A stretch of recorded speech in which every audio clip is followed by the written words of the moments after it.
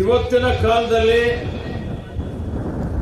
ಬಸವಣ್ಣವರ ತತ್ವ, ಅವರ ಆದರ್ಶಗಳು ಹಿಂದಿಗಿಂತಲೂ ಇವತ್ತು ಬಹಳ ಪ್ರಸ್ತುತ ಆಗಿದೆ ಅನ್ನುವಂಥ ಮಾತನ್ನು ನಾನು ಹೇಳಿಕೆ ಬಯಸ್ತಾ ಇದ್ದೆ.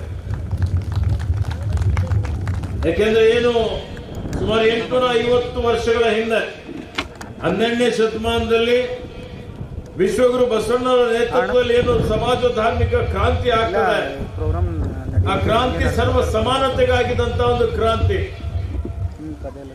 ಸಮಾಜ ನಿರ್ಮಾಣ ಮಾಡಬೇಕು, ಯಾರು ಮೇಲಲ್ಲ ಯಾರು ಕೀಳಲ್ಲ ಅಂತ ಹೇಳಿ ಇವತ್ತು ಎಲ್ಲರಲ್ಲಿ ಒಂದು ರೀತಿಯಲ್ಲಿ ಕಾಯಕ ದಾಸೋಹದ ಆಧಾರದ ಮೇಲೆ ಇವತ್ತು ಸಹೋದರತ್ವ ಸಹಬಾಳ್ವೆಯ ಸುಂದರವಾದಂತ ಅಭ್ಯವ ಸಮಾಜ ಆಗಬೇಕು.